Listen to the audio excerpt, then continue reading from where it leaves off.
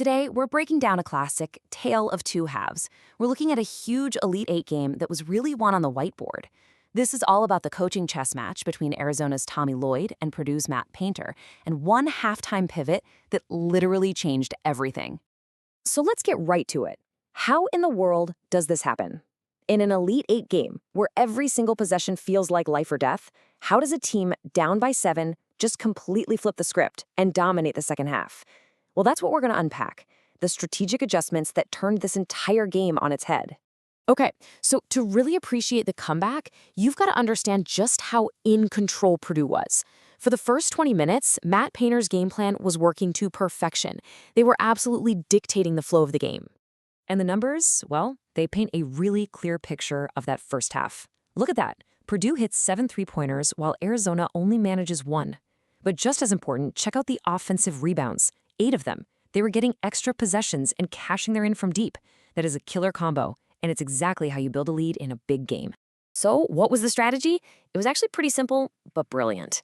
Purdue basically built a wall inside, clogging up all the driving lanes, and just daring Arizona to try and beat them from three-point land. And you know what? Arizona took the bait, going just 1 for 5. The plan was working perfectly.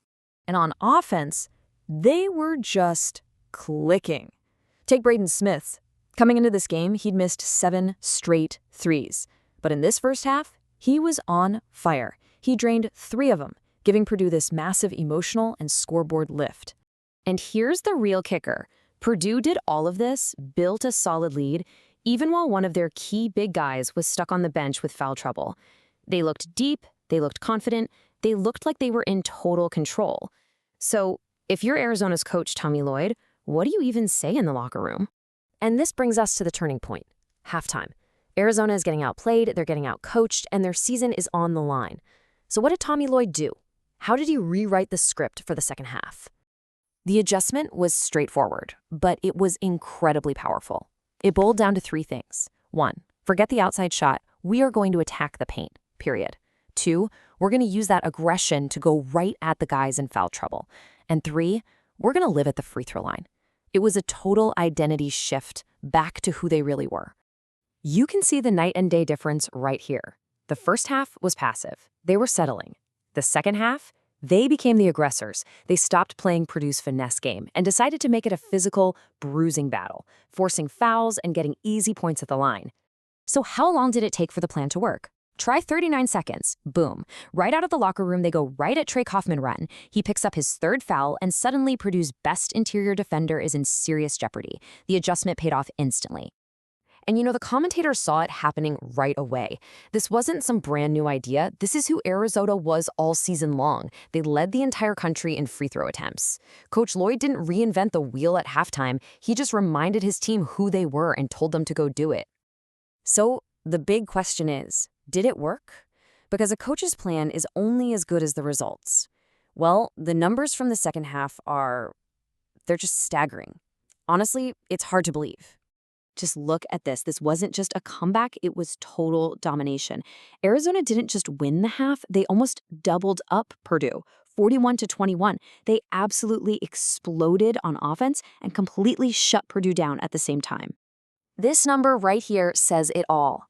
A 7-point deficit turns into a 13-point win.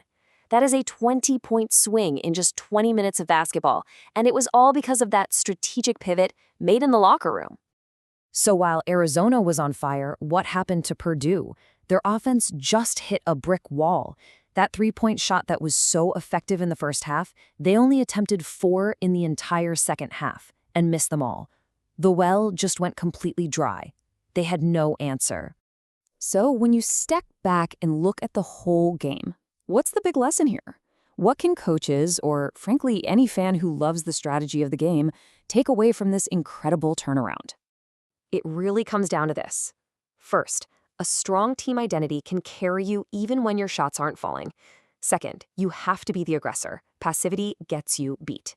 Third, you find your opponent's weakness, in this case foul trouble, and you exploit it. And maybe most importantly, halftime isn't just for rest. It is a powerful strategic weapon. And that's the question we're left with, isn't it? Was this a coaching masterclass by Tommy Lloyd, or was it a failure to adopt by Matt Painter? The truth is, it's probably a bit of both. It's just a perfect example of how one single, focused, strategic change can completely define a championship caliber game.